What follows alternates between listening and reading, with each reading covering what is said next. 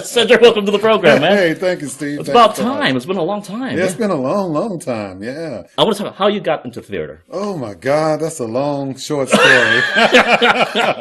Well, I went to college and I had a speech class, and during my first speech, I discovered that I had an attachment with the audience, and it was a strange feeling that I had when I was standing in front of the podium delivering my speech, and it was like this magical moment that I had. And I said, I kind of like this. So I got a chance to be in a short film. That's the first acting job I ever had, a very short film. So this is in college? This was in college. You didn't do anything before college? No. High school? No, nothing. You don't not even church programs? Nothing at all. Wow. I kind of just accidentally got bitten by the acting bug. And like I said, this very first film, I was scared to death, mind you. Scared to Really? death. Yes. But I got through it, and I said, I kind of like this. So I started taking acting classes in college, and I got to do my first play was a one-act play. Scared me to death. What's so scary about it? So you had a rapport with the audience and stuff? Well, I've never been in front of a audience as far as stage before, and it was a first time experience. And what happened was the play was called The Past is a Past. It's a one act, just two characters in the show.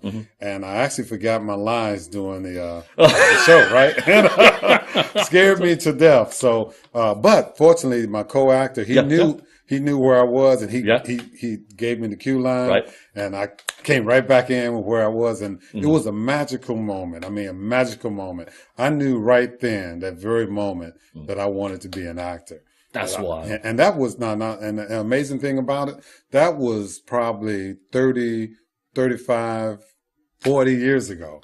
Wow. And some of the people that I went to school with that graduated in my theater class, they're surprised that I'm still acting. Because many of them, they no longer do theater. Really? Just kind of lost interest. But I stayed with it that long. Wow. And I've been in tons of plays since. I'm originally from Chicago. Oh, and that's a great place for plays. Great place for plays. But I left Chicago pretty early, right after I graduated from college. But the funny thing is, I wanted to be a film actor. Yeah. Yeah. And I took off and I went to Hollywood as soon as I graduated from college. Yeah. But this was in the 70s, and being African American, believe me, there were not a lot of roles for. Well, it's kind of prototypical. You think of Asian, right? Right. How many roles do we get? We always got to be the servant boy or something like that. Yeah, exactly. Or someone gets to, they don't do blackface, but for us, they put the little eyebrows. So we didn't get many roles. Yeah. Well, it's the same for me. When I was in college, I really didn't get many roles. Yeah. Because of it did plays that normally they didn't cross cast and they didn't do colorblind casting. No, not at all. It was just even here in Houston, it's kind of limited to a degree. I know that's unfortunate. Yeah, and it shouldn't be like that. No. Now I've been blessed. Now I've had some really good breaks where I'll be cast in a non-traditional role. And I've had some good directors and had some great breaks. So I've been kind of blessed in terms of my acting career. And now I'm not making any money, mind you. Well, who would? We'd love to make some money doing it, but hey. Yeah, we would. But we do it for the art. We do it for the love of theater, for the love of the art. And I have to say, in your performances, it shows. Well, I mean, the love of like I said, some performance I've seen you in are way better than some of the professional stuff that I've seen. No, Steve, now wait a minute here. Well, no, because sometimes, and it's weird, and even, let's go back to film first. Did you enjoy your film experience? Film always scared me. I don't know. It used to be, it was something always weird about the camera. Being so close, or I don't know. It's just something seemed to happen to me that really just frightened me, and I didn't master film work back then. You have a very expressive face. What was the? I don't know. It's different than stage. Right. Stage, you're in your own world, you're in your own zone, and you can kind of just do your thing. But when that camera's there, it looked like you're restricted some kind of way. But I've overcome that since, and I'm a better film actor now than back in the day. Right. Maybe because I understand acting a lot better now. Right. And so I don't know, but the camera used to absolutely frightened me to death, Steve. I mean, really? Well, it's true. We've had people here, like I said, I've seen them on stage, and then all of a sudden, or even the little kids, they're talkative, right? Right. And then all of a sudden you get a camera and they change. Yeah.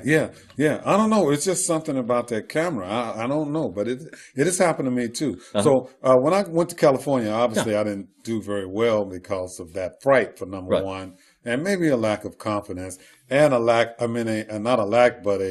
large amount of competition, because you got actors coming from everywhere. Oh, that's right. Everybody wants to be in something, right? And people who are extremely good. I mean, just highly talented. Yeah.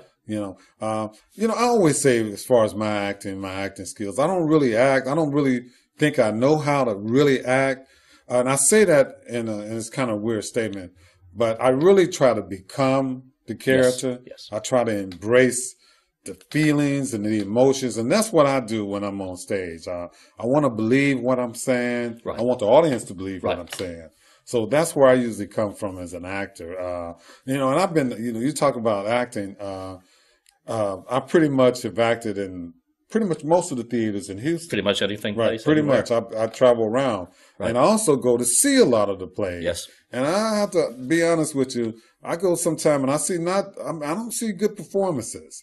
Yeah, and it varies. It's very variable, whether it's high school, community, well, even the professional. I have to admit. But I always think it's a lot to do with, if you're going to be on stage, you have to try to give it the best, the most that you have to give. Yeah. But it also means you got to do your homework. You got to do your work. Yes. I mean, you can't show up for rehearsals unprepared. You got to, as a director, because I direct also, I tell the cast, you start learning your lines the day you get your script. You be off book the day you get your script. Now, obviously, you can't get off book the first day, but that's your goal, to start working to get off book from day one. So you can act. Right, so you can start acting and not be trying to remember lines while you're on stage. Right. But what I've found is you can say it all day long, but they're not going to listen, because ironically as it is, a lot of actors are kind of lazy. They don't really want to learn they want to learn the lines because they know they have to. Right. But I got time. I don't have to be off book until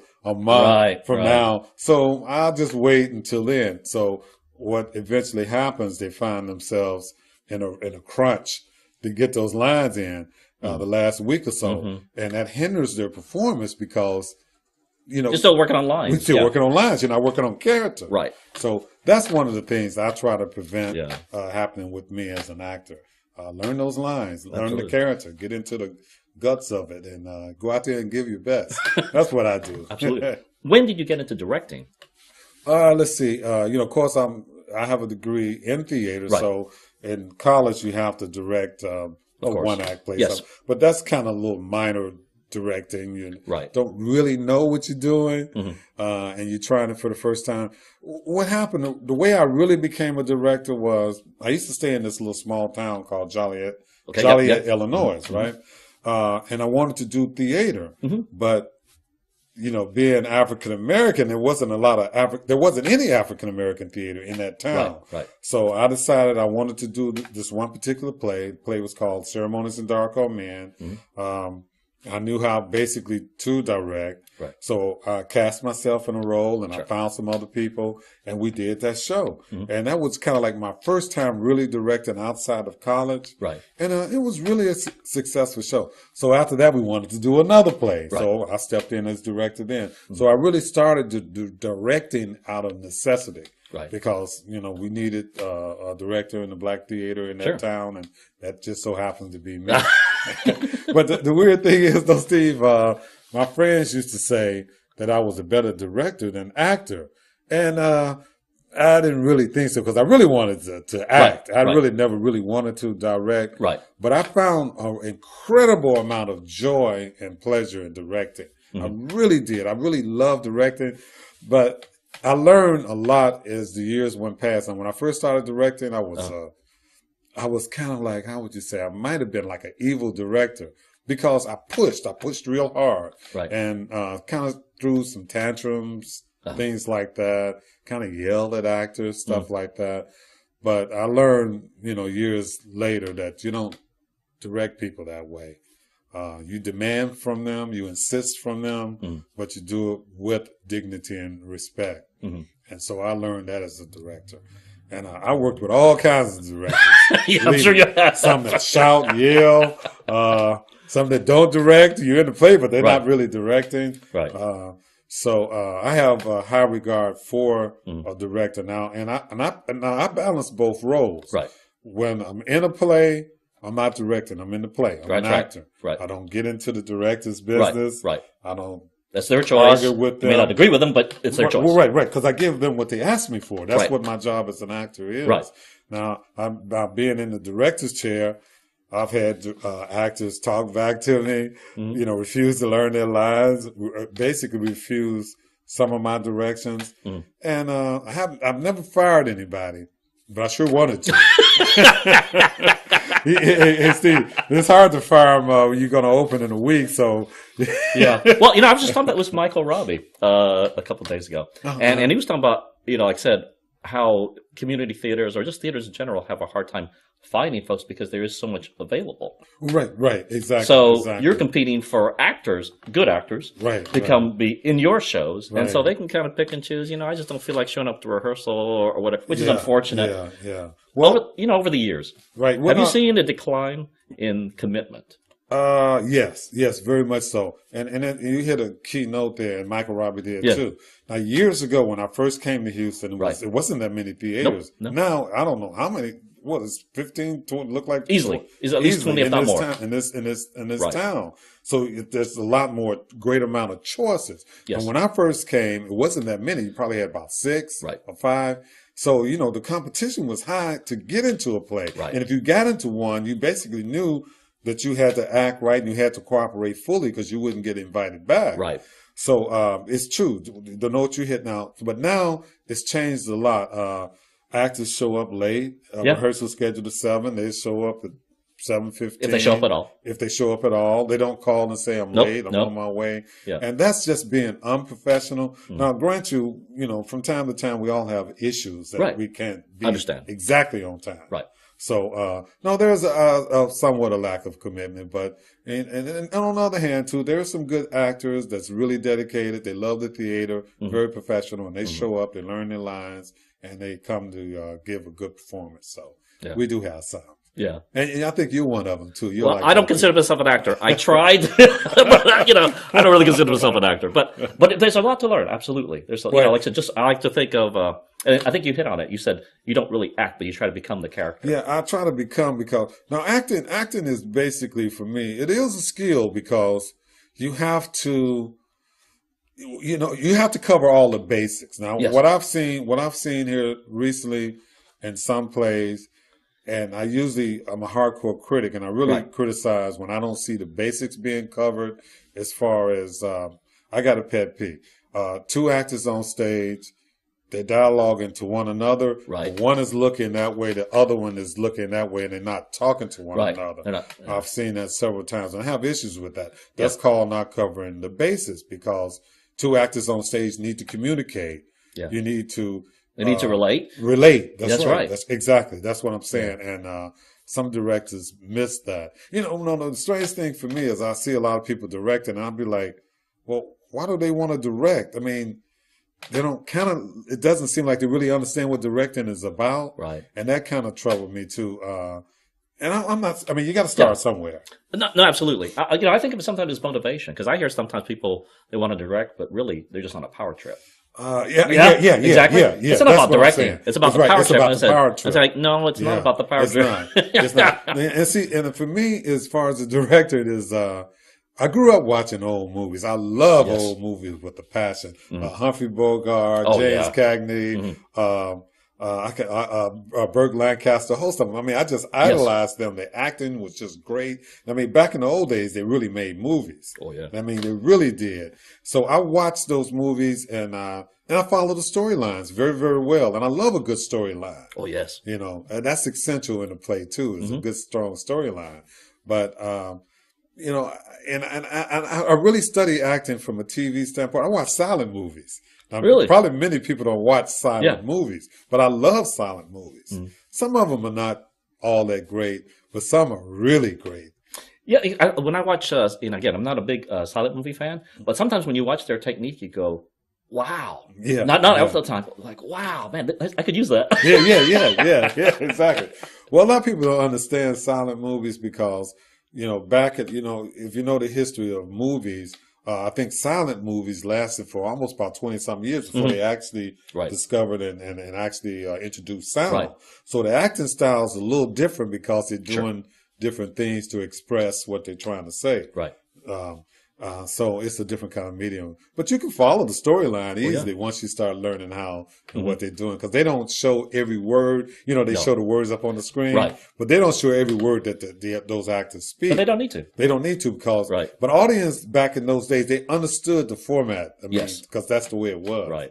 So, so I do love movies quite a bit, too. Mm-hmm. So, what have been some of your favorite roles? Oh, some of my favorite roles? Well, of course, now everybody that know me in Houston know that I've driven Miss Daisy several times over. Of course. Which we know you're going to do again, right? Yes, I love to. Right here, this wonderful theater we have here. I love to do that role again. Great role. Yeah. Hope Coburn is the character. But that's one of my favorite roles. And it's not as much that I like the character as well. Right. I like him okay, fine. Right. But I like what the audience like in that character. I like the response that he get at the end of the show. I mean, they love the story. They love the relationship that Hoke has with Miss Daisy. Right. So that's the reason why I'm really attached to that role. Right. I just love the way the audience responds. Absolutely. I mean, but I think people are touched by it. They see this relationship over the years. Right. And like I said, it's a good story. Right. It is a wonderful story. And so that's one of my favorite roles. And actually, another one of my favorite actually really is No Time for Sergeant. Which you did here. King, which I did here. Is that the first time you were here? First time here, yeah. Really? Yeah, first time I was here. We had a wonderful time. Yeah. Great cast and great director. It was great working with Carolyn. That was Carolyn's first directing. Actually, no. Her first time. And she doesn't even like directing. She does it, again, like you, out of necessity. Mm-hmm. Here comes the train. Hey, train, we're there. The first time she did was Love Letters, and it's one of these. Oops, we don't have what we were supposed to do fell through, and we need to do something quickly. And so she grabbed two actors and said, "Look, I know you guys can do this. The good news is you don't have to learn the script, but they could still, there's reading and there's reading, right? And sometimes you see people read this and you're like, yeah, that's nothing. Mm-hmm. But then there are people, it's almost like they're not reading the script. Yeah. And no, that was really the first time. But she definitely had a passion for No Time. I mean, we had the veterans come. Oh yeah. And that's a mega show to direct. You've got a large cast, and she handled it quite well. I mean, wonderfully. She did a wonderful job. And I'm not talking about me, but talking about Carolyn. Man, she tore it up in Always Patsy Cline. She was just so great. Oh my gosh, she tore that. It up. You hear me? She loves that. I mean, we did that in 1960. Sometimes she'd love to do it again. Yeah, no, she was. It's a great story, and again, people love those stories. Yeah. What things haven't you done that you'd love to do? What haven't I done? Well, there's not any particular shows. I like to do. I'm really a dramatic actor. I love. Yeah. I do comedy too. Right. I got this crazy, silly, funny face, right. but I really love dramas. I love dramas, and I want to play. I like to play a lead. I like to play a lead in a drama. Be the main number one guy. I don't really know basically a storyline, but there's not any plays that I really know. I mean, that I like to be in, and I can really put my finger on. I really can't, but no, I just love to be a lead actor in a role. Well, you can certainly do it. That's not the problem. But I hope. Well, I try. I really try. Yeah. But it's I don't really. And they got a saying that there's no small roles on the small actors. Yeah. Well, that's kind of true to a degree. But my point in this, my stage in life is, I mean. I don't really want the small roles because they just take a lot of time. They do. You have to show up for rehearsals. You have to learn your lines. You have to be there. Right. And, I've been acting a long time. And let some of the beginners take those roles. Right. somebody who want to be on stage, who want a chance to be on stage, let them take those, give them the opportunity. I want a lead role.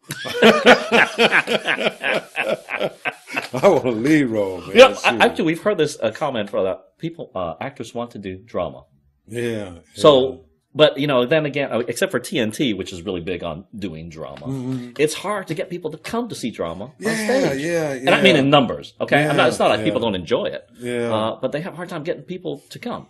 And so what can we do? I don't know. It's true. And Houston is notorious for that. They're not in love with the dramas. They like the comedy stuff. And musicals. The light stuff, right. They always sell better. Right. I don't know. I see dramas being more in a black box setting, doing better, which is unfortunate. Yeah, because it can be really good stuff. Really good stuff. I mean, but it's hard to get an audience to come out. Yeah. Like the show I'm in now, I'm not Rappaport. It's a comedy.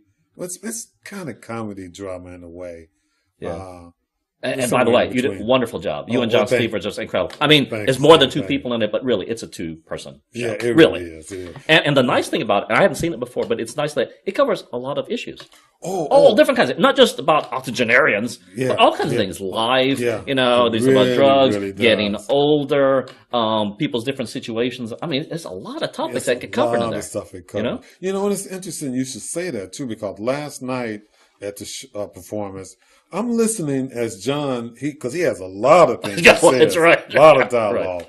And he was talking about the issue in his dialogue. He talked about old people getting old, and when people get old, we don't. Okay, one of his lines says that you keep old cars, you keep old souvenirs, but when it comes to old people, you want to just throw them away. And I can hear somebody in the audience go, yeah, like that. Yeah. So. And that's the unique thing about plays. You can learn a lot. You can learn a lot about life and sociology type issues, because plays make a statement. They make a statement about our society. Yeah, absolutely. About individuals. And that's what I like about plays, too. You learn a lot. Right. Like this play, for instance, John talked about this guy named Ben Gold, and he talked about some other things. Well, all those stories are true, and I went to online to look them up, and they're true. It's actually true. The author wrote it in there, but it actually happened, and it's true. So you do learn a great deal from plays, especially the dramas. You don't learn that much from comedy because you're there for a good time. Yeah, they're there to entertain, and they entertain you. So, what's the play that's touched you the most that you've ever seen? That I was in, or just anything. Oh my God! You threw one at me. It really touched me. No, my movies touch me like that. Okay, so let's do the movie. Oh, shoot. Let me see. It's a movie. Every time I see it, I want to cry. Oh, okay. This is really kind of crazy. Sgt York. You ever seen that movie? Yes. Gary Cooper. Oh. It's an incredible movie to me. It's because there's several points I want to cry, right? Well, he gets drafted in the war. He don't want to go because he found God. He's anti-war, right? I mean, anti-violence, I guess. Anti-violence, because he found God. At first, in the beginning, he, when the movie starts, he drink, he go out with his buddies and raising hell. Right. But he finds God. Right. And so he gets drafted. And he don't want to go because war is against the Bible, he says. Right. So anyway, he finally goes because he have to go. Right. And and the day he leaves on a horse, and his mama and sister are standing outside seeing him off.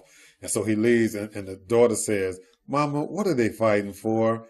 And she look at him, or look at her, and she say, "Well, I don't rightly know, child. I don't rightly know." But right before that, Gary Cooper say, "I'll be coming back." You tell him that, right? And then when he becomes a hero, and at the end, almost at the end of the movie, and he gets off the train, and the crowd is out there cheering him, and the camera goes in on his mama, and see her face. And he say, "See, I told you I'll be back." Tears just want to pour down my eyes when I say, that just touched me so much. Oh my goodness. Oh yeah. So no. I like a movie or even a play that can move you emotionally like that, where you just feel, you just feel the emotion of what the author is writing about, and the experience that the actors and the characters are having. Right. That is really great. So. And Gary Cooper's a great guy to watch. Gary Cooper, he was just a natural. Just yes. a natural. Yeah. He won 2 Oscars, too, by the way. Yeah. No. One for High Noon, and he won an Oscar for Sgt York. Well, the High Noon, for instance, I'm not big into, cowboys and Indians, that kind of stuff, but High Noon is definitely a different kind of movie, Grace Kelly, of course, was in there for a short time, but, and they had a kind of typical thing, or the reluctant hero. You're right, he really doesn't want to take on these guys. He really doesn't, because he got married. He got married, and he was supposed to have been leaving the same day. Yeah. But these 3 guys that terrorized the town are coming. Well, the one guy's coming back. Right. He's threatened to revenge against him being sent away to prison. Right. And Gary Cooper said, "Nah, I can't leave. I got to stay." Yeah. So, but I love movies, dramas, comedy is okay. I love old movies. I don't really watch too much of the new stuff. Really? There's anything new? You got a favorite actor, like I said, in movies? I got a couple of favorite actors. Al Pacino is just great. If you know The Godfather, incredible. And also when he was in Scarface. What I admire about an actor is their ability to play different characters. I mean, really, they become a different character right in front of your eyes. They're a totally different character. Like some actors can't play. They can only play themselves. Right. They cannot. We don't have to name names, but I know who you're talking about. Right. They can't be. Right. They may be good, but they're essentially playing themselves. Well, they do a good job, but they can only play themselves. Right. Now, I try to play different than me. There might be some similarities because, it's kind of hard to really get away from your personality. Right. But I love to be a character actor. I love to play different roles. Right. I seem to specialize in playing old people for some reason. That kind of just happened like that. Not by choice. Yeah. I was trying to think of somebody else that I really enjoy as an actor. God, I see his face. I can't think of his name, but just a great actor because, his diversity and the way he could deliver those lines. I mean, just spit them out and just, I had to come to me before this interview is over. You tell me, we'll put up the pop-up. Where would you like to go that you haven't been? As far as anywhere, travel for fun. Oh, shoot, I love traveling. Shoot, we go to. I love California. Really, love going to California. It is beautiful. LA, San Diego. Been all around those places. On the West Coast, Las Vegas, San Francisco. Just beautiful. But far as traveling, I love to go to. We've been to Hawaii. Maybe I'd like to go to Europe or something like that. That would be nice. I always wanted to go to England. Really? When I was in college, studied a little bit about England. I got real interested. Man, I love to go to England because I know it's just totally different than here. I mean, the way they talk is totally different, of course. Funny thing is about as an actor, I can't do any accents. Right. English accents and stuff like that, I can't do any. And the thing is that there's so many, just like we have regional accents here. They have so many regional accents. Yeah, they do. They got the Cockney, and then it's another form of like not Irish, but that's almost. Well, there's Scott. What would you consider Scots, the Irish, all different, nuances. I can hear it, but that doesn't mean I can do it. I can't do any of it. I learned how to do a little French accent. One here, okay, I do the one. It's just one line. It's kind of crazy, but I do it. Right. You go. The cheese and the chicken do not go together. That's Hey, this is funny though. Really, I learned that in college because you have to study some form of. That's the only thing I ever got right. I always tell everybody I can barely speak English. Would you like to do some more film? I would love to do film. In fact, I'm actually working on a couple of film projects now that I'm putting together. I have this one project I've been working on. It's about a hitman. I play the role of a hitman.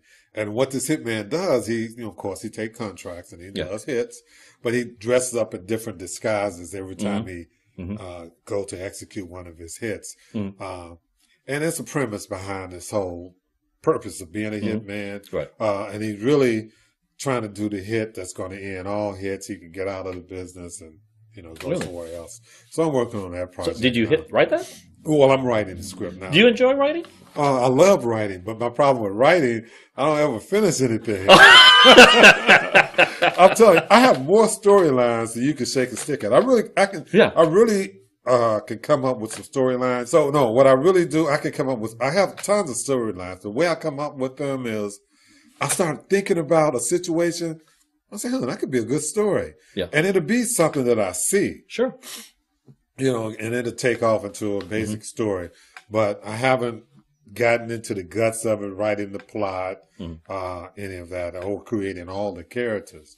But I do love writing. I just don't really have the discipline to sit down and write and finish a project all the way out. It's a step at a time for me. You write? You just writing too? No, I'm not. But you know what? We get a lot of scripts.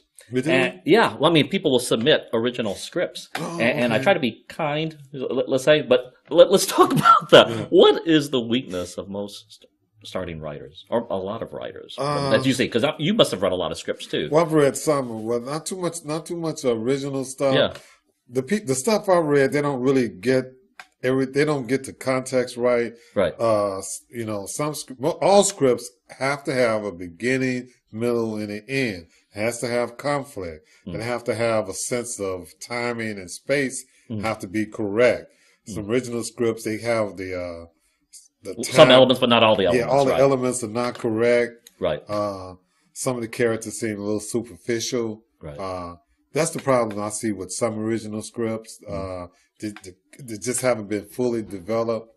And that's pretty much it. I haven't read a lot of original stuff. I think that part of it, like I said, we talk about too, because we tend to like you, we tend to see a lot of shows at all different levels. High school, community theater, professional, and you don't have to be trained to tell whether something is good or not. I don't mean enjoy it, but just it's like, this doesn't seem natural. This is, this character doesn't seem real to me, and or why. Doesn't mean I could do it, but but you can tell. The audience can tell. It's just something like right. I think scripts are a lot like that too. They have a character, and you go, I don't know. Yeah. Well, see, I'm fundamentally a plot person. Yes. And when I go see a play.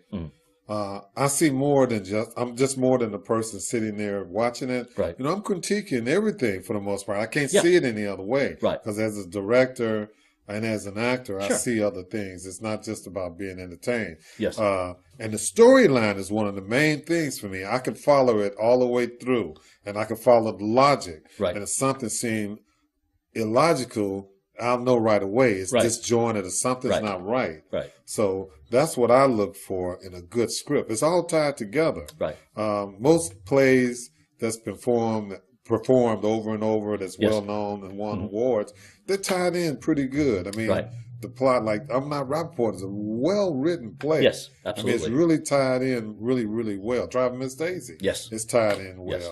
And that's a talent to be able to do that. And maybe a stroke of luck, too. I mean, you come up with an idea, you rewritten it, you worked it, and it becomes really a good piece of art. Yeah. Acting is an art. I mean, directing is an art. Yes. When I go into a director show, I consider myself to be an artist. Yes. The same as a painter who puts a piece of canvas up in front of him, decide what they're going to put, what colors they're going to put on the canvas, and what format they're going to use, what medium, acrylics or whatever. It's the same thing as a director. You have your play, you have your script, you have your actors, you have your staging, how you're going to move them around. That's important as a director, to be able to put it together like that. Right. And that's an artist. You're an artist at that point.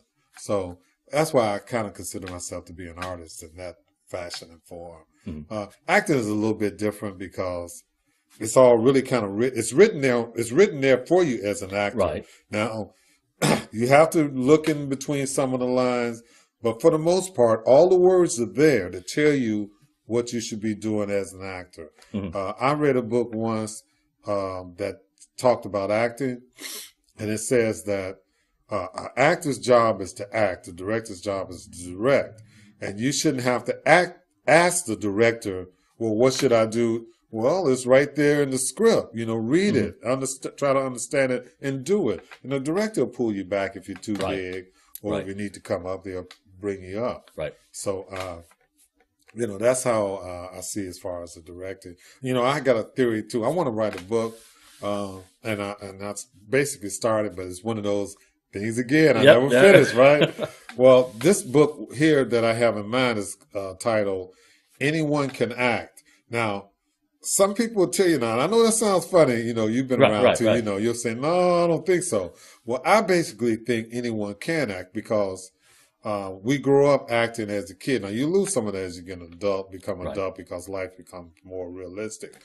But if you're willing to come in and listen to the director, let's say I was the director, listen to me, listen to the teacher, and do what they tell you to do, you probably can do an effective acting job. Now, that doesn't mean you're going to be a star. No. And you don't have to be a star when you're on stage. I don't, care how big your role, how small. You do not have to be a star, but you need to be effective. And you need to serve the story. Yes. Right. You need to be effective, which means you need to understand what you're doing or what kind of performance, a level of performance you're trying to give. You got to understand that. Right. That's important.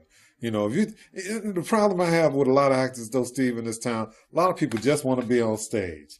Yeah. They don't really want to be the star. They want to be on stage. They want to be a star. They want to be on stage, but they don't want to do the work that it takes to get there. I've had actors in my play that way. Right. Show up, give a kind of lukewarm performance only because they didn't work hard. They didn't study the lines. Then they said, look, I got this role. I'm going to give it the best I can. And eventually they just really don't do that well. Right. So I'm just saying, if you're going to be in a play, work hard at it.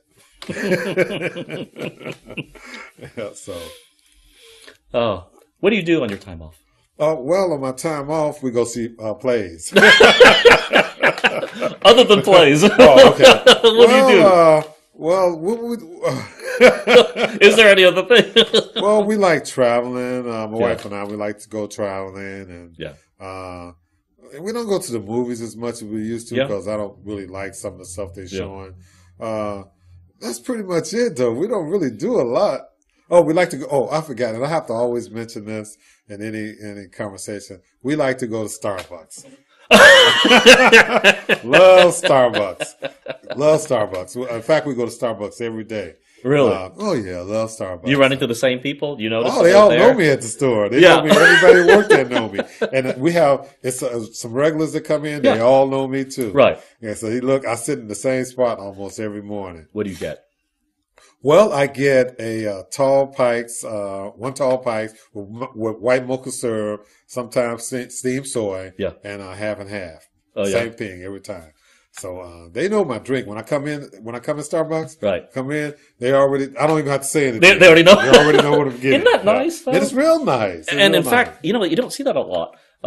There are some restaurants, especially if they're not chain, well, Starbucks could be the exception, where it's nice when they know what you normally get, nice. Right? It's like coming home. Nice. It's like what a Cheers home. Or whatever. But And it shows that they appreciate you. They appreciate you as a customer. Right. And they make you want to come back again. Make you want to keep coming. Absolutely. So we love Starbucks.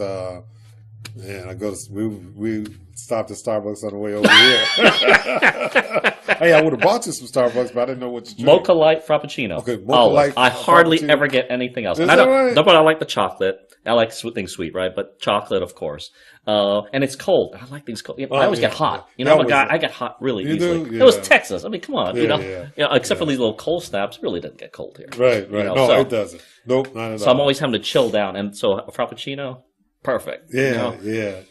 Come on, we'll do lunch sometime. Absolutely. That's not far from where my shop is. Really? And we used to live. We live off of 1960 now, but we used to live like 45 and West Road. You know what? Right there. Yeah. Wow. Lived there for years. Well, you say you've been in Houston quite a while, so you've seen a lot of changes as well. Like 1916 area, that's. I mean, you remember the Champions Forest used to be kind of the edge of town. And when Greenspoint was actually a nice mall. Right. Exactly before it became Guns Point, but that area over there. We remember when before they had the Walmart. Yes. Any of that. It used to be a cow pasture right up in there. And across from where they put like this Fry's, it used to be a drive-in movie theater. Wow. Now, a lot of people don't remember that because that was a long time ago. There are not many drive-ins. No, not at all. Yeah. There's not many at all. And we used to go over there. That was a long time ago. There is a drive-in movie theater down in Tomball. Do you know where that one's at? No, I don't know where that one is. I can't think of the name of it. It's way down by in Tomball. It's a drive-in movie theater. Really? I think of the name of it. Wow. You know, the movie industry changed a lot. I remember growing up as a kid, we go to the movies, and you pay one fee, and you could see like 2 movies plus a cartoon. Right. And you can stay there as long as you want. Yes. And, not anymore. Yeah, not anymore. No, you got to go because we got to bring in some more ticket holders. That's right. If heaven exists, what do you want God to say when you get to the pearly gates? Okay, if heaven really exists, I want God to say, "Welcome home, son. You left behind some good memories. People really, you've been good and kind to people. Mm-hmm. You've done what I asked you to do as a child, as a son." Mm-hmm. And I welcome you home. That's what I want God to say, that you were good. Yeah. By the way, you can act up here too if you want. Oh yeah, that's right. And you can direct up here too. Come be with the angels, my son. That's what I want him to say. Cedric, thanks for being with us. Oh, thank you, Steve. Thank you.